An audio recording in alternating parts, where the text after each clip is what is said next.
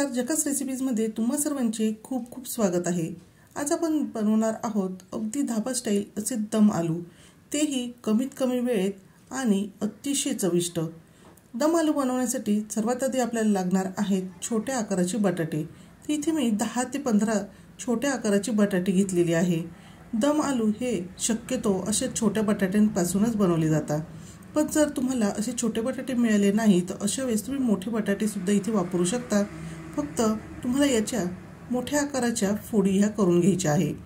बटाट्यांमध्ये मी पाणी घालून घेतलेले आहे, त्याचबरोबर अर्धा चमचा मीठ घातलेले आहे। मीठ घातल्यामुळे बटाटे लवकर शिजतात, त्याचबरोबर बटाट्यांना चव सुद्धा खूप छान येते। आणि कुकरमध्ये मी हे 3 शिट्ट्या करून बटाटे शिजवून घेणार आहे। बटाटे शिजलेले आहेत आणि हे पूर्णपणे थंड सुद्धा झालेले आहेत। आता मी याचे साल काढून घेणार आहे। बटाटा शिजवताना आपल्याला एक काळजी घ्यायची आहे की बटाटे आपल्याला ओव्हर कुक करायचे नाही, म्हणजेच या बटाट्यांचा अजिबात गाळ झाला नाही पाहिजे अशा पद्धतीने शिजवायचे आहे। तर बटाटे आपल्याला एक वेळेस कचरट राहिले तरी चालणार आहेत, पण ते जास्त प्रमाणात शिजलेले नको आहेत। आता बटाट्यांना मी काटा चमच्याच्या साहाय्याने अशा पद्धतीने छिद्र हे पाडून घेत आहे। असे केल्यामुळे जो आपण दम आलूचा मसाला तयार करणार आहोत तो बटाट्यांच्या अगदी आतपर्यंत व्यवस्थित असा पोहोचला जाईल।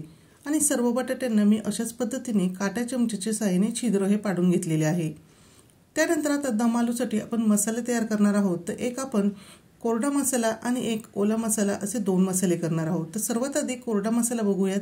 त्यासाठी मी 1 चमचा धने घेतलेले आहे, 1.5 चमचा तीळ घेतलेले आहे, त्याचबरोबर अर्धा चमचा जिरं, अर्धा चमचा बडीशेप, 1 तेजपान घेतलेला आहे आणि काही खडे मसाले घेतले आहे। खडे मसाल्यांमध्ये 2 मिरे, 2 लवंगा, अर्धा इंच दालचिनी आणि वेलची सुद्धा घेतलेली आहे। आता आपल्याला गॅसची फ्लेम मीडियम ठेवून खमंग असे हे सर्व मसाले भाजून घ्यायचे आहे। या मसाल्यांचा छान असा सुगंध सुटायला लागला की लगेचच आपण गॅसची फ्लेम ही बंद करणार आहोत। मसाले आपल्याला एकसारखे हलवत राहून भाजून घ्यायचे आहे आणि तुम्ही बघू शकता यामधली जी तीळ आहे तर ती तडतडायला सुरुवात झालेली आहे। त्याचबरोबर सर्व मसाल्यांचा खमंग असा वास येतो आहे। हे सर्व मसाले आपण प्लेटमध्ये काढणार आहोत आणि पूर्णपणे थंड झाल्यानंतर याची बारीक आपल्याला पावडर अशी करून घ्यायची आहे। कढई गरम आहे तोपर्यंतच मी यामध्ये पोहे खाण्याच्या चमच्याने 2 चमचे तेल घालून घेतलेले आहे आणि त्यानंतर यामध्ये मी कांदा टोमॅटो हा भाजून घेणार आहे। आता आपल्याला यामध्ये 2 मीडियम साईजचे कांदे घ्यायचे आहेत, त्याचबरोबर 2 मीडियम साईजचे टोमॅटो सुद्धा घ्यायचे आहे। टोमॅटो घेताना आपल्याला शक्यतो अगदी लाल बुंद असेच टोमॅटो वापरायचे आहे, ज्यामुळे आपल्या ग्रेव्हीला खूप छान असा रंग येईल। आता आपण हे कांदा आणि टोमॅटो फक्त नरम होईपर्यंतच भाजून घ्यायचे आहे। आता एकसारखे हलवत राहून आपण हे व्यवस्थित असे तेलामध्ये मिक्स करून घेतलेले आहे। आता हे कांदा आणि टोमॅटो पटकन नरम व्हावे यासाठी मी यावर झाकण ठेवणार आहे। अगदी 2 मिनिटांसाठी आपल्याला यावर झाकण ठेवायचे आहे आणि 2 मिनिटांनंतर झाकण काढून आपण चेक करणार आहोत की यातले कांदा आणि टोमॅटो व्यवस्थित नरम झाले की नाही। तर तुम्ही बघू शकता अजूनही टोमॅटो हा थोडासा कडक आहे, तर अजून आपण हे टोमॅटो नरम करणार आहोत। त्या अगोदर आपण यामध्ये 4 ते 5 लसणाच्या पाकळ्या आणि अर्धा इंच आलं घालायचं आहे।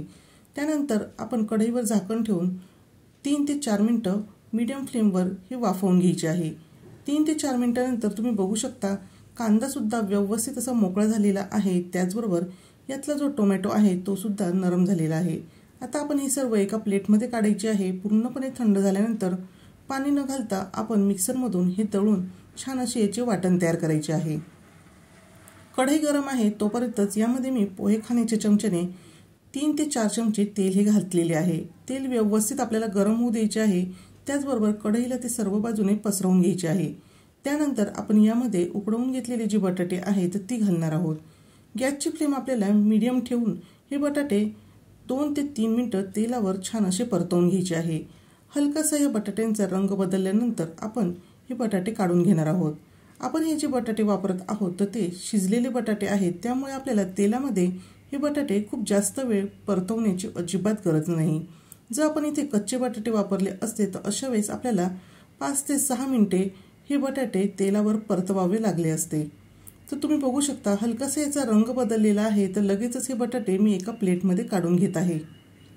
बटाटे परतवल्यानंतर यामध्ये काही तेल शिल्लक आहे, म्हणून मी यामध्येच अजून 2 ते 3 चमचे तेल हे घालून घेणार आहे।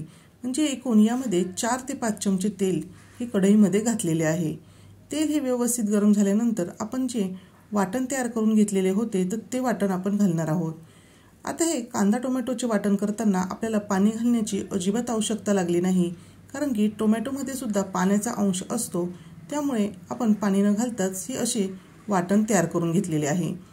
तेलामध्ये आता आपण एकसारखे हलवत राहून हे वाटण व्यवस्थित परतवून घ्यायचे आहे।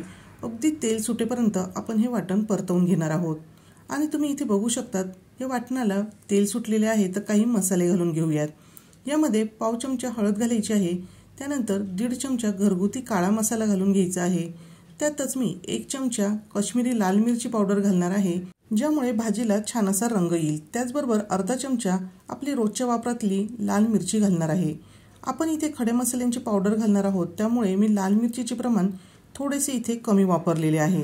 आता आपण तयार करून घेतलेले जे सुक्या मसाल्यांची पावडर आहे तर ती 2 चमचे यामध्ये घालून घेणार आहोत आणि पुन्हा आपण हे सर्व मिक्स करायचे आहे।